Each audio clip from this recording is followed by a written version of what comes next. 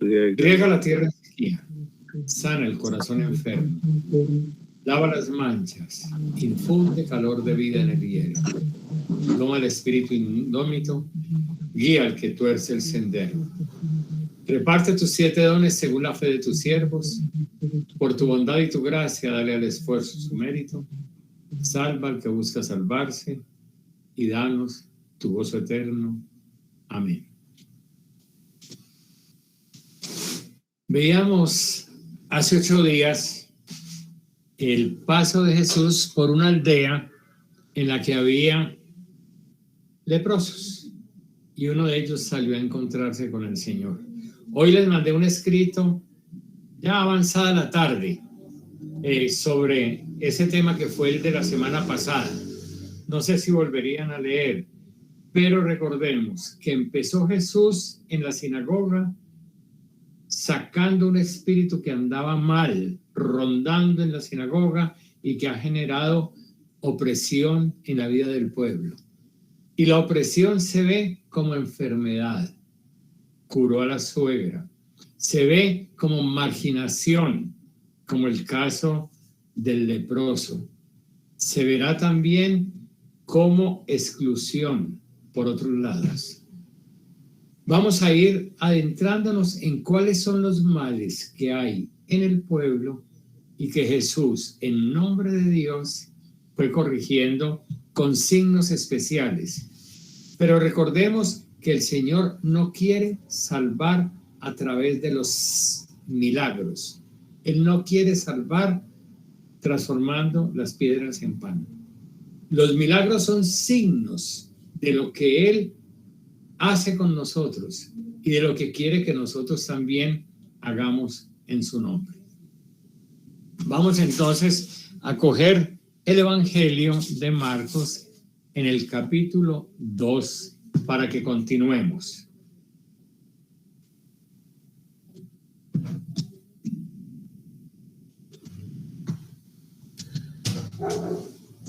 Un segundito, ya vengo. Un segundo.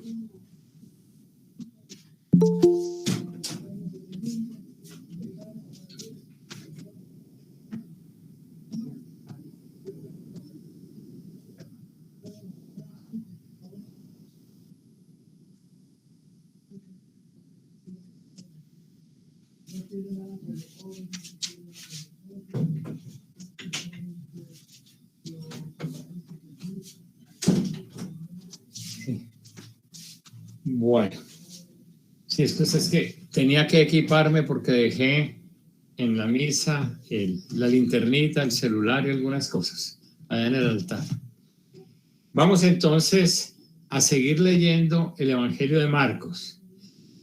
Es importante lo que vamos a ver ahora porque hay otra novedad. Habíamos terminado en lo de la curación del leproso, ¿no? Y recuerdo que hice algún comentario.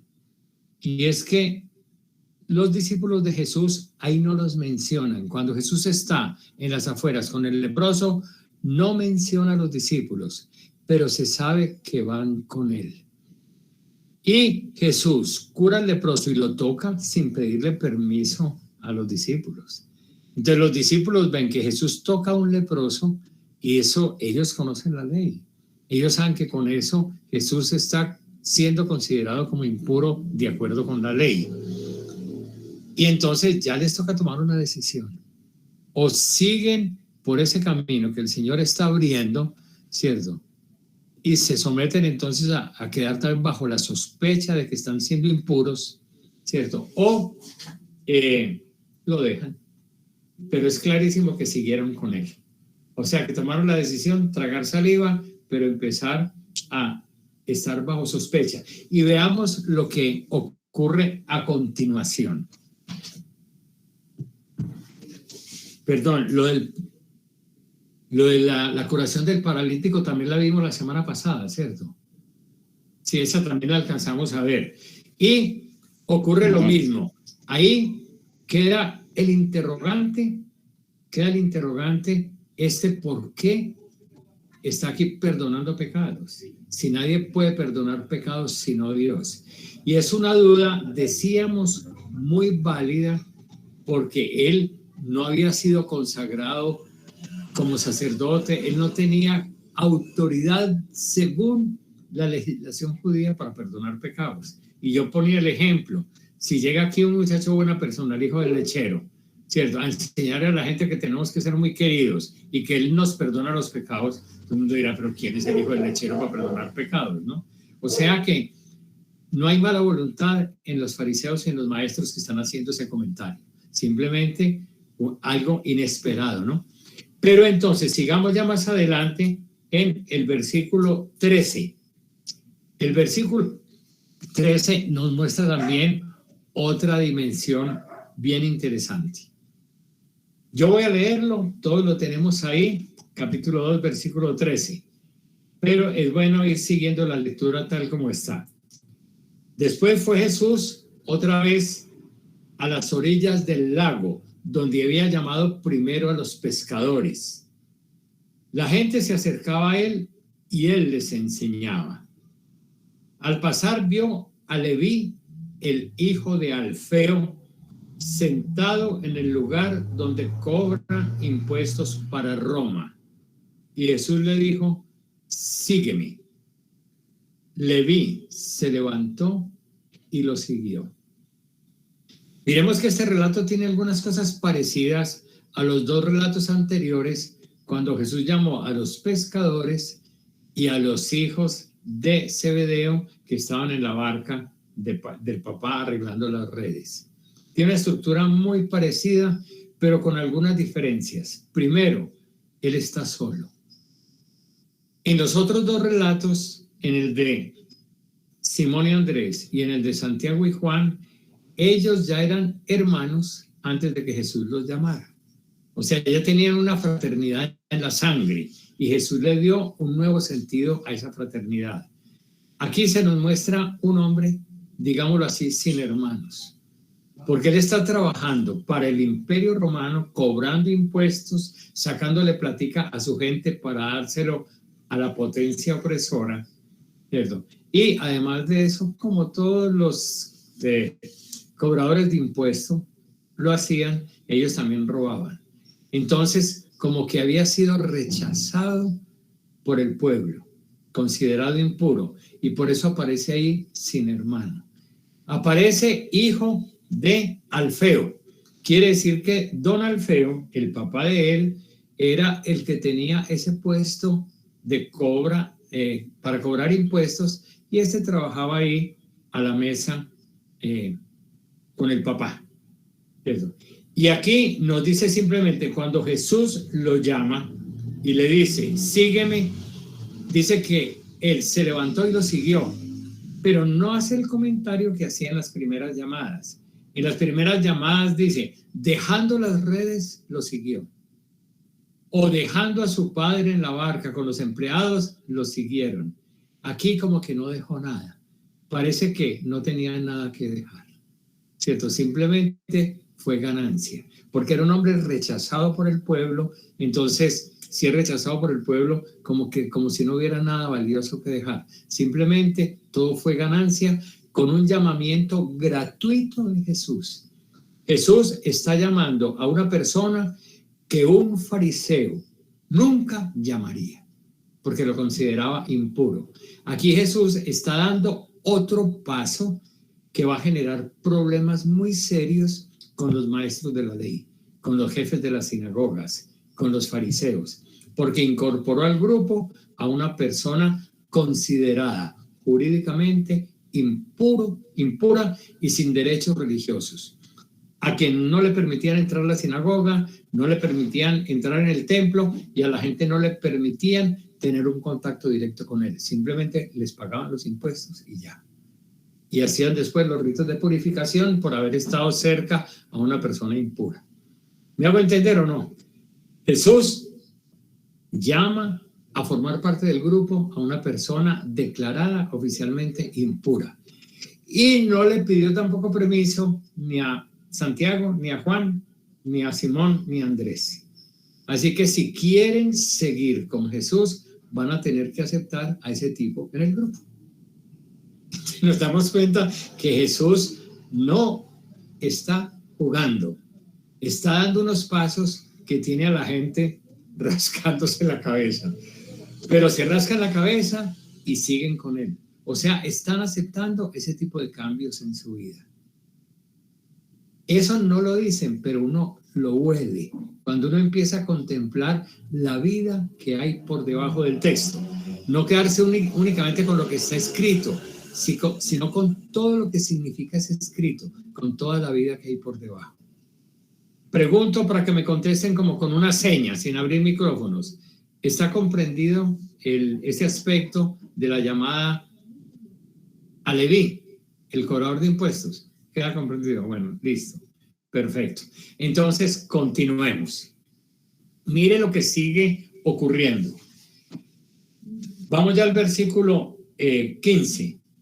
Sucedió que Jesús estaba comiendo en casa de Leví, y muchos de los que cobraban impuesto para Roma y otra gente de mala fama estaban también sentados a la mesa junto con Jesús y sus discípulos, pues eran muchos los que los seguían. Entonces miremos una cosa. Llama a este cobrador de impuestos, pero después va a la casa de él a hacerse amigo de él y de sus amigos, y a comer con él y con sus amigos. ¿Y quiénes eran? Cobradores de impuestos. Es decir, era un grupito de gente que tenían ese privilegio y probablemente participaban juntos de los mismos niveles de corrupción. Y estaba también con las amigas. ¿Y quiénes son las amigas? Pues quiénes son las amigas de aquellos que tienen plata fácil en el trabajo. Eso simplemente pensémoslo. Ahí no nos dice nada claro, pero tenemos derecho a pensar, ¿cierto? Que dicen que pecadores, dice aquí, otra gente de mala fama estaba también sentado a la mesa junto a Jesús y sus discípulos. Algunos maestros de la ley que eran fariseos, al ver lo que Jesús comía con los discípulos, preguntaron a los discípulos: ¿cómo es que su maestro come con cobradores de impuestos y pecadores? ¿Cómo es que come con ellos? ¿Qué le hubieran contestado los discípulos? No sabemos, tenemos la misma pregunta, la misma inquietud.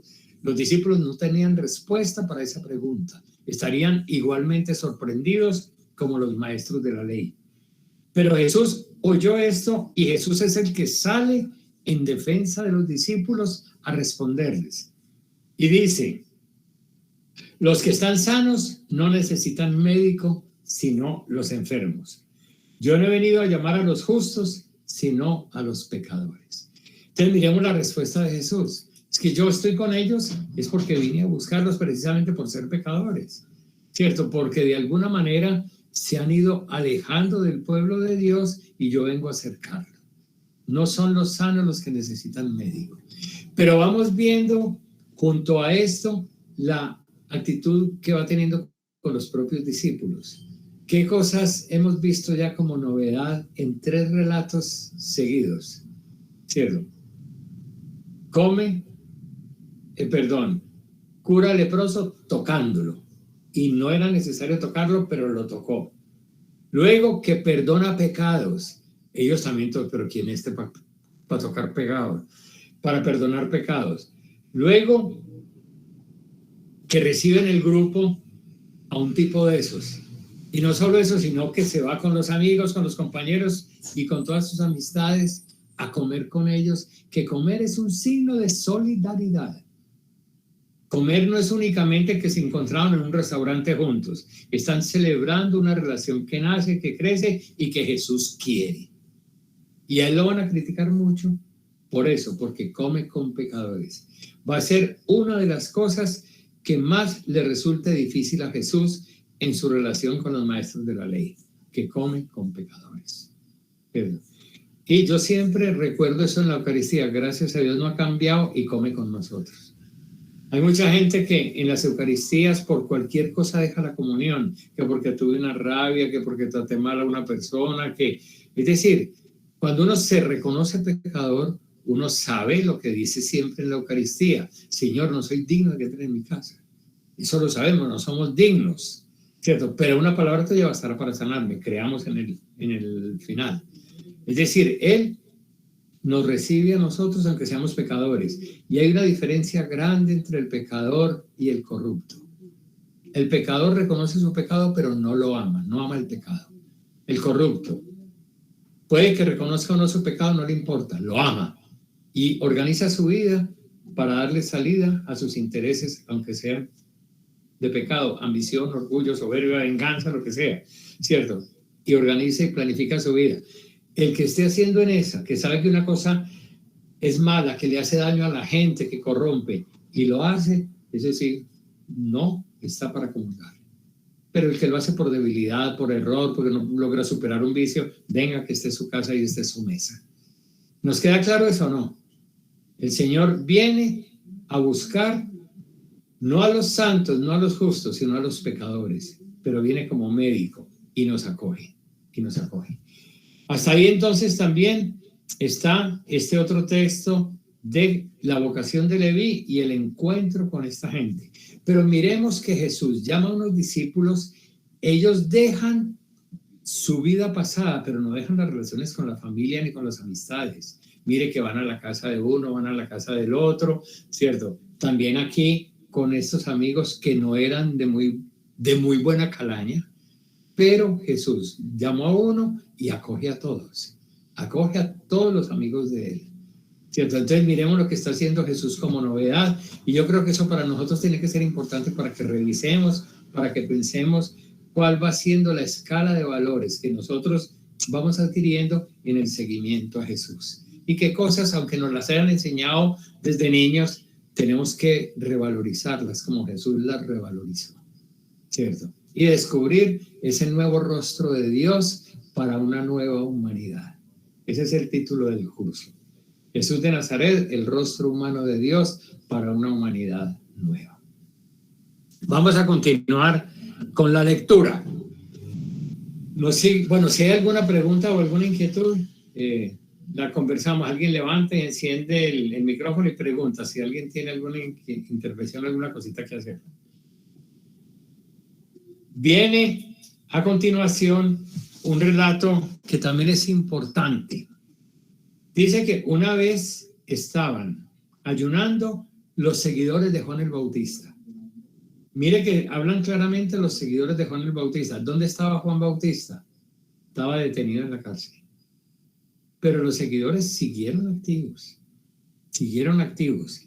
¿Cierto? Y dice que estaban ayunando. Y los fariseos, ¿cierto? Perdón. También, y de los seguidores de los fariseos. Y algunas personas fueron a Jesús y le preguntaron: los seguidores de Juan y los de los fariseos ayunan. ¿Por qué no ayunan tus discípulos? O sea que se ve que Jesús, frente a eso, también tenía un estilo distinto. Y dice: ¿es que acaso pueden ayunar los invitados a una boda mientras el novio está con ellos? ¿Quién será el novio? Jesús. Jesús viene como novio, y el novio es el que está madurando un amor para hacer una alianza posterior. La alianza la va a hacer en la cruz, pero mientras no haya muerto en la cruz, es el novio. ¿Ya nos queda claro eso? Y eso era lo que Juan Bautista decía, que el novio es Jesús, no Juan el Bautista. Por eso decía: yo no merezco desatarle las sandalias de los pies. O sea, yo no voy a descalzar a Jesús, porque Él es el que tiene derecho a hacer alianza con el pueblo. Él es el novio, no Juan. Juan es muy interesante, ¿cierto? Que él le preparó a Jesús el pueblo, pero no quiso los honores para sí mismo. Él disminuyó para que Cristo creciera y apareciera. Pero entonces no ayunan mientras el novio está con ellos, pero sigue diciendo, ¿cierto? Mientras esté presente el novio, no van a ayunar, no pueden ayunar, pero llegará el momento en que se lleven al novio. Cuando llegue ese día, entonces sí ayunarán. O sea, llegará el momento en que los seguidores del Señor tendrán que ayunar, cuando toque enfrentar a este mundo como lo enfrentó Jesús. Y cuando toque cargar la cruz, como la cargó Jesús. Nadie arregla, sigue diciendo el Señor, nadie arregla un vestido viejo con un remiendo de tela nueva, porque el remiendo nuevo encoge y rompe el vestido viejo, y el desgarrón se hace mayor. Cualquier persona que entienda algo de costura, de modistería, sabe que el paño, cuando es nuevo y se humedece, encoge. Cierto que eso lo sabe cualquier persona que entienda lo más mínimo de esto, ¿cierto? Que el paño encoge. Y entonces Jesús vino con esta imagen a decir una cosa: no crean que yo a esta sociedad vieja, rota y maltrecha, yo no vine a curarla poniéndole remienditos con algo nuevo. O sea, la novedad que yo estoy trayendo no es para ponerle remienditos a esa realidad que me estoy encontrando. Una realidad de deshumanización, de explotación a los pobres, de rechazo a la gente por su raza, por su trabajo, por su enfermedad, por su situación humana, y que ha generado tanto dolor. Y eso es lo que viene el Señor, curando, perdonando, aliviando, acogiendo, tocando. Y mira que son todos gestos de humanización de la vida.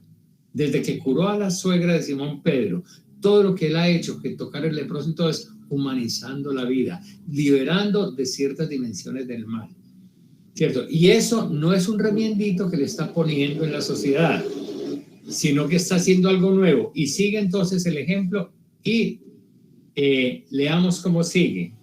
El versículo 22, estamos en el capítulo 2, versículo 22. Tampoco se echa vino nuevo en cueros viejos, porque el vino nuevo hace que se revienten los cueros y se pierda tanto el vino como los cueros. Por eso hay que echar el vino nuevo en cueros nuevos. El vino nuevo en cueros nuevos. ¿Qué significa este otro ejemplo que él pone? Él dijo: yo no vine a poner aquí remienditos, yo vine a traer un vino nuevo, una nueva manera de relacionarnos con Dios, una nueva manera de vivir como familia de Dios, una nueva alianza. Y ese vino nuevo necesita cambios fundamentales en la vida y en la estructura del pueblo. La ley vieja ya no sirve, la alianza vieja ya no sirve, la forma de comportarse, de orar, de relacionarse no sirve, la forma de excluir a los otros ya no funciona. Aquí aparece algo radicalmente nuevo. No quiere decir que lo otro haya sido malo, no había sido malo, pero ya cumplió su función, ¿cierto? Y había sido de alguna manera tergiversada por los maestros de la ley, pero viene a crear algo nuevo. Nosotros lo llamamos también Nuevo Testamento.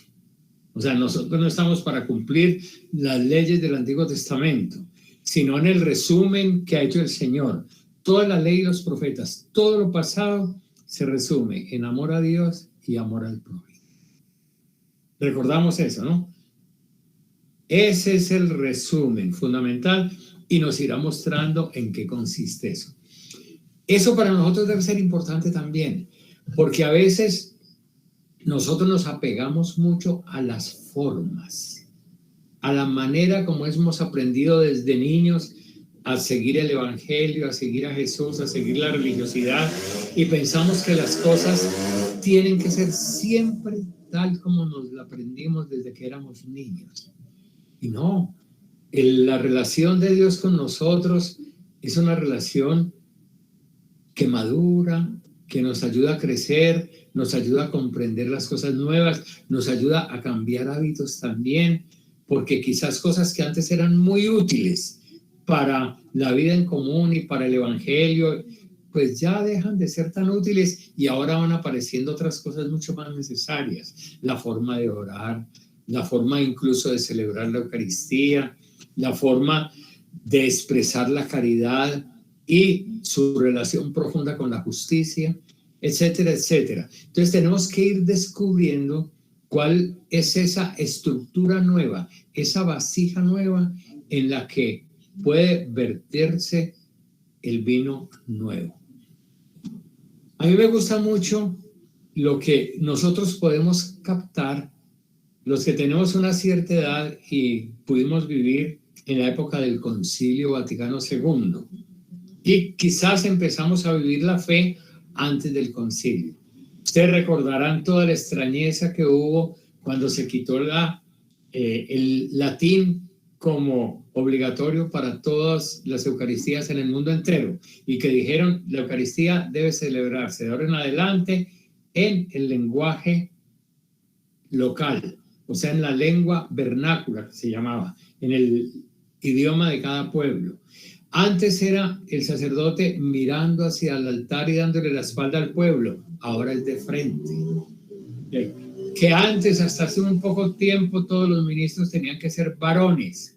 Ya se empezó a aceptar el servicio de las mujeres, ¿cierto? Como acólitas, como lectoras, etcétera. Antes eso no era concebible.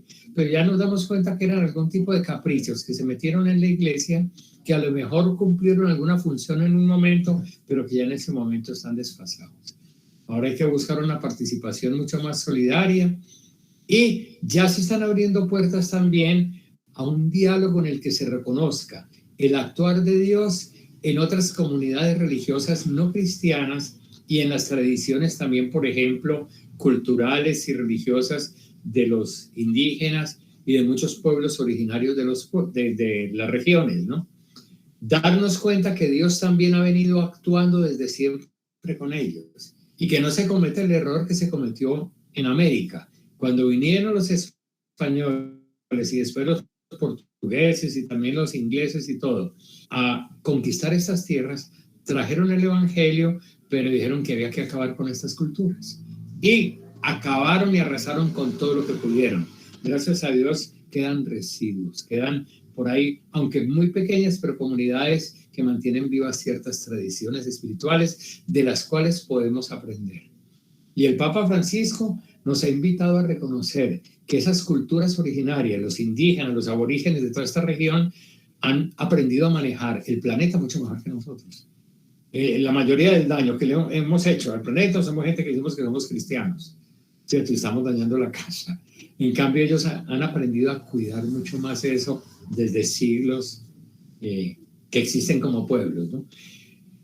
Llegamos a eso es para ver que necesitamos seguir adaptándonos a una vasija nueva en la cual pueda caber y expresarse y disfrutarse de ese vino nuevo que el Señor nos trae. Ahora, el vino Él lo entregó en el derramamiento de su sangre en la cruz. Pero ese vino, que es la sangre que derramó en la cruz, sigue teniendo frutos. Y nosotros también tenemos que ir empezando a donarnos nosotros al pueblo, ¿cierto? Para que el amor de Cristo y su entrega en la cruz tenga fruto en las culturas, en los pueblos y en las familias con quienes nosotros estamos compartiendo la vida, la fe y la esperanza. ¿Alguna pregunta con respecto a lo que acabamos de hablar? ¿Queda alguna duda o interrogante? ¿O seguimos? Bueno, entonces podemos continuar.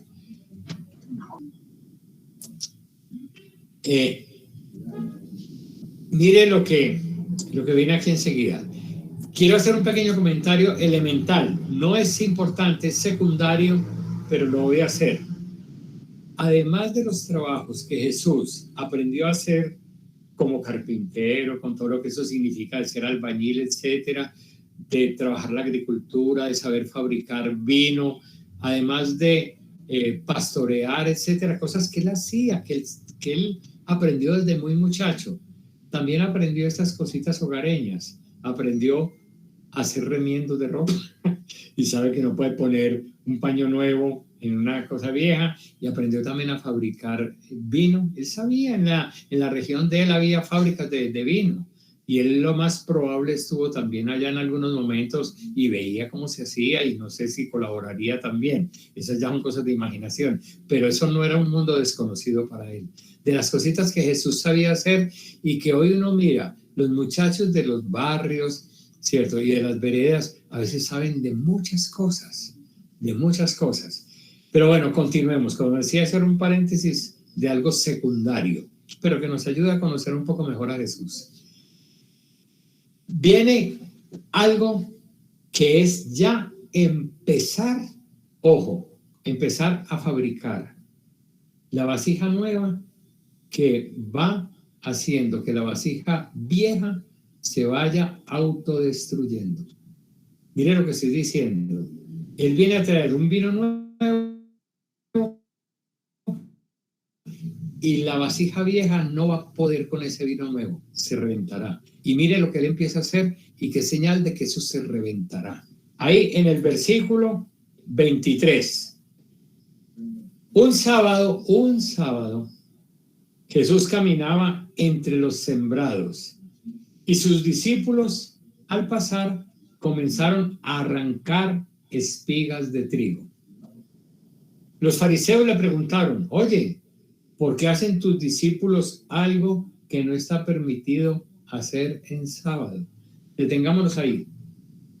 Detengámonos un momentico antes de seguir la lectura. ¿Qué es lo que está haciendo Jesús con los discípulos en sábado? Está recogiendo espigas en ese campo. Pregunto, ¿ese campo era de Jesús o era de los discípulos? ¿No? Entonces estaban cogiendo espigas en campo ajeno. Entonces pregunto, ¿estaban robando? Podría ser. Diría que estaban robando. Podría ser. Estaban en campo ajeno. Bueno, no estaban robando.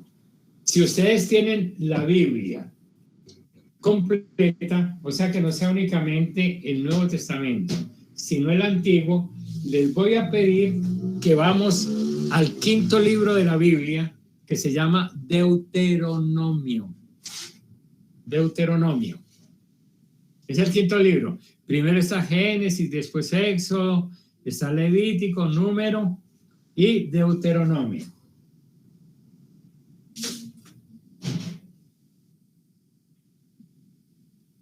Cuando lleguemos al Deuteronomio, vamos a buscar el capítulo 24.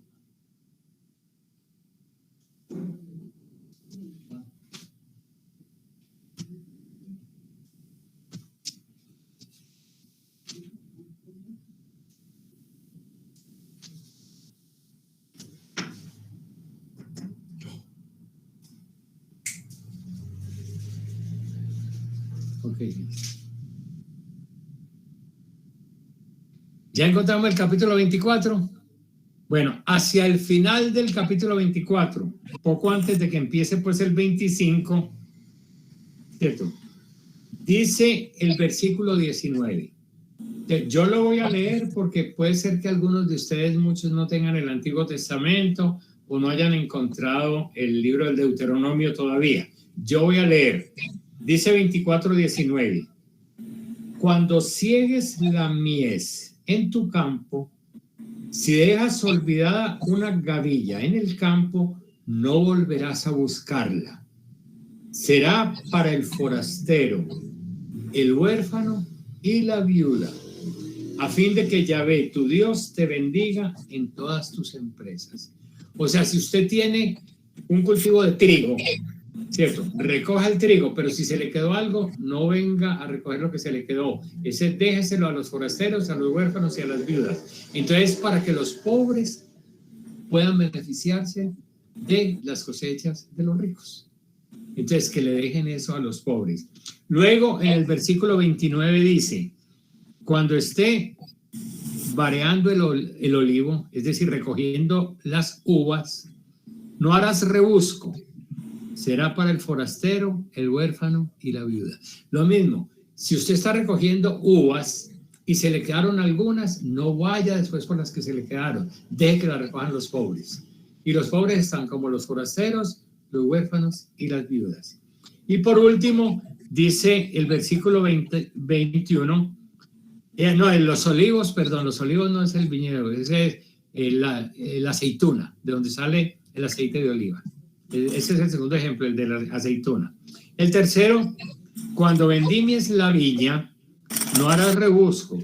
Este será para el forastero, el huérfano y la viuda.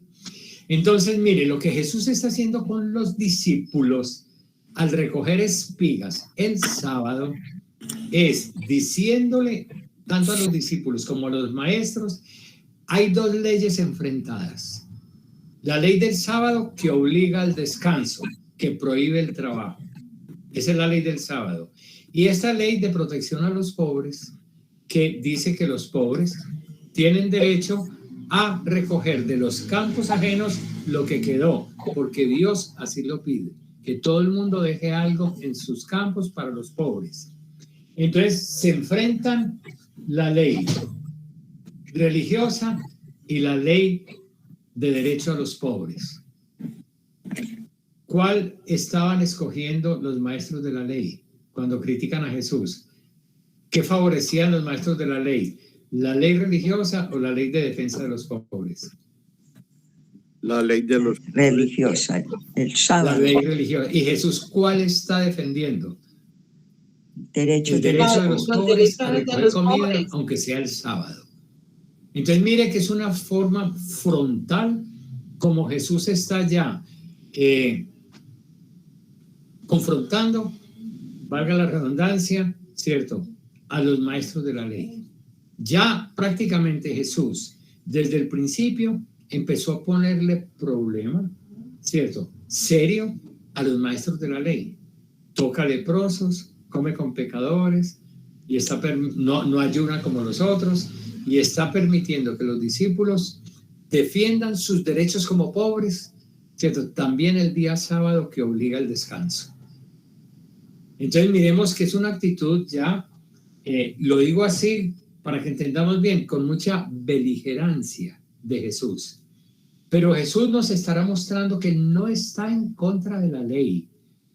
Jesús dice, yo no vine a abolir la ley y los profetas, yo vine fue a darle cumplimiento.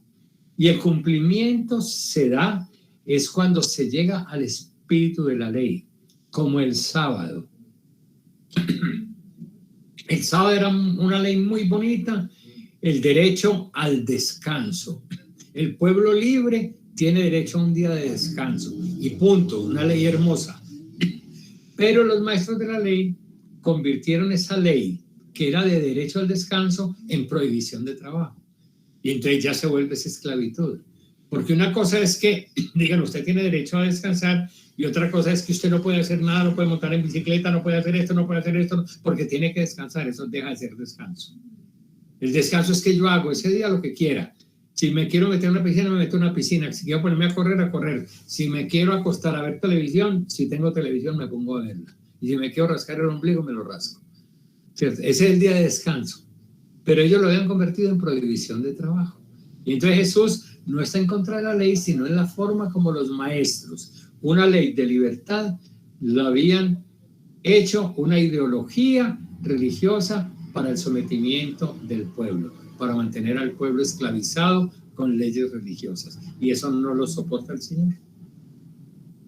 Ahora sí, ya lanzo preguntas y abran micrófonos, porque con esto terminamos la reflexión de hoy.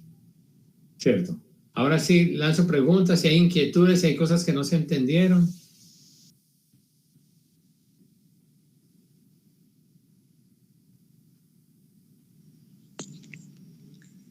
Solo por, Javier, solo Luz Eugenia, por veo que estás subrayar, intentando hablar, no te veo ni te oímos.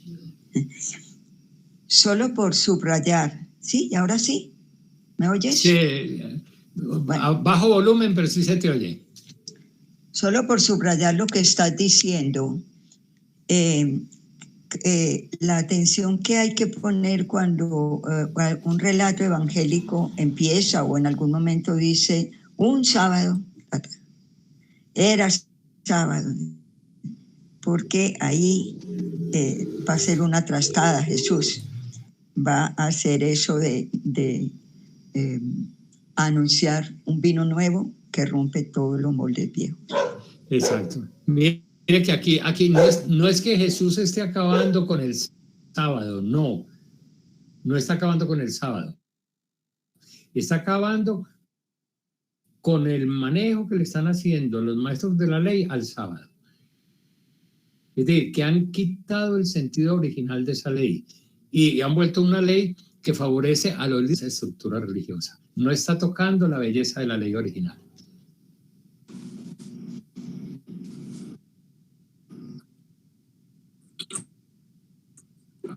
¿Algún otro comentario? Sí, padre.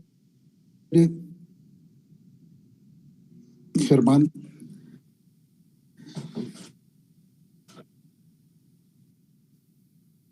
Sí.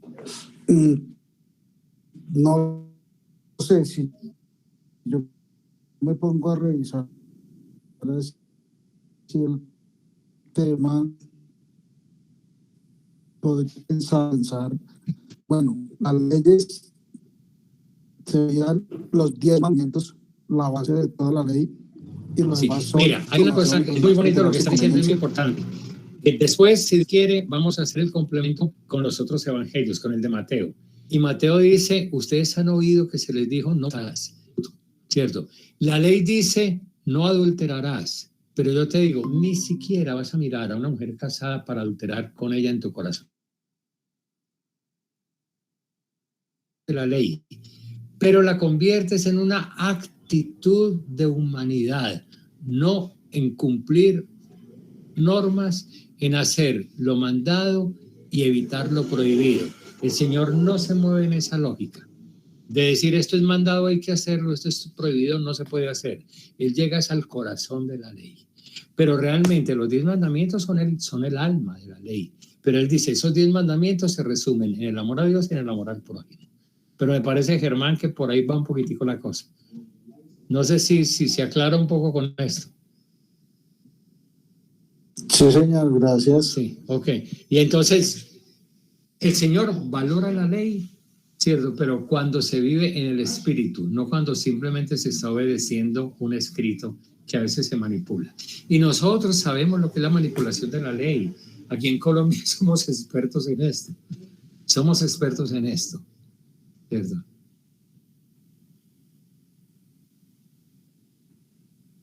Bueno.